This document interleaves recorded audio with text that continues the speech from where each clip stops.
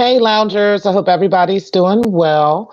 Looks like the three white men who were chasing down Ahmaud Arbery and took his life last year in 2020 in their Scintilla Shores neighborhood were all found guilty of murder charges. Okay, we're going to get into it just a little bit, and then I'm going to give you guys my thoughts on it. Now, this has been a high profile shooting, and it took about 10 weeks for law enforcement to make their first arrest in this case, which galvanized racial injustice protests in the summer of 2020. Now, it's been a long fight, as his mother said, and God is good, his mother also said, her name is Wanda Cooper. And she said this right outside of the courthouse there in Brunswick, Georgia, as after they had led the final verdict. And she said that she never thought this day would come. And she also added that her son may now rest in peace. So, yes, definitely Ahmaud can rest in peace now. And his mother can have a little bit of peace as well. Now, it looks like after the judge read the first guilty verdict, there was a whoop that actually rang out in the courtroom, said long time coming. And it turns out this person is later identified as Arbery's father, Marcus Arbery Sr. And he exclaimed, all of this as the judge kind of expelled him from the courtroom. Not really, or doing that on purpose. He just was trying to keep some decorum in the court. But I can only imagine how his father was feeling at that moment when they, finally read that guilty verdict to all three of these animals.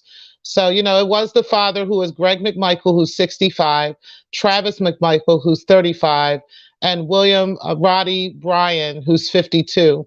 They all faced the same 9 criminal counts in the Georgia State Court: 1 count of malice murder, 4 counts of felony murder, 2 counts of aggravated assault, 1 count of false imprisonment, and 1 count of criminal attempt to commit a felony.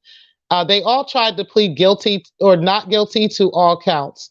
Now, the jurors found all of them guilty and nearly all of the counts against them. Now, Travis McMichael, he was found guilty on all 9 counts. I mean, you could see clearly in the video, that he was pretty much the aggressor in most of this. Greg McMichael was not found guilty on the malice murder, but he was found guilty on every other count. And Brian, which is the Roddy, whatever his name is, he was also found not guilty on the 1 count of malice murder and 1 count of felony murder, and he was found guilty on the other counts. So I'm going to give you guys my quick thoughts on this. I'll be honest with you. I haven't followed. I did follow this case as much more closely than I have the more recent cases like this, such as the George Floyd case and some other cases.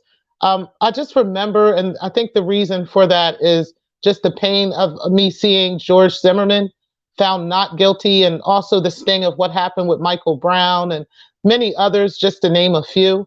I found myself sort of desensitized to these kinds of trials over the years, just based on these experiences. I mean, I remember really breaking down over Michael Brown, and thinking of my sons. I remember really breaking down over the George Zimmerman thing. So that was when Trayvon Martin was killed. I mean, I just really remember that and how painful that was. So when Derek Chauvin was found guilty, I mean, I sort of felt like a glimmer of hope that maybe, just maybe, finally the voices of Black people were finally kind of being heard just a little bit. But I still didn't want to believe that completely. And, it's pretty difficult to do that when your skin and your skin folk have been the subjects of hatred for hundreds of years. And it seems to go unnoticed by everyone. I mean, just ridiculous, or at least they seem to pretend that it goes unnoticed, no matter how many people are mowed down like animals. And I'll admit, watching this trial was like one of the most difficult things I've ever witnessed. I mean, some of the photos that became visible were just horrible and haunting. I remember seeing those holes in his chest. I remember his eyes, what they looked like in that picture where there was no life left. I mean, these were just horrible, horrible pictures that I noticed. But I'm glad I watched it. And it's not because I thought that they would definitely be really found guilty. Not, I really wasn't even sure of that.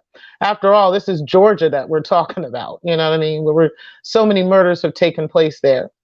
No, really, I was kind of glad to be on the side of history that's finally able to witness 3 white men who were clearly acting on the hatred of the color of Ahmaud's perfectly chocolate skin, finally to be brought to justice for their heinous, heinous crimes that they've committed against another innocent Black man on the land of so many of our ancestors who have died in the same ways or worse.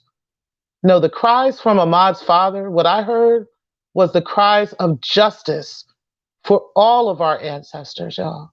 That's what I heard. I didn't just hear his voice, I heard the voices of our people.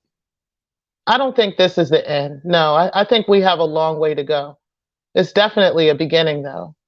I don't, however, think that we should just get comfortable and now think that this is now going to be our justice system and everything is going to work out perfect for our people. No, I think we have a lot of work to do. I really do.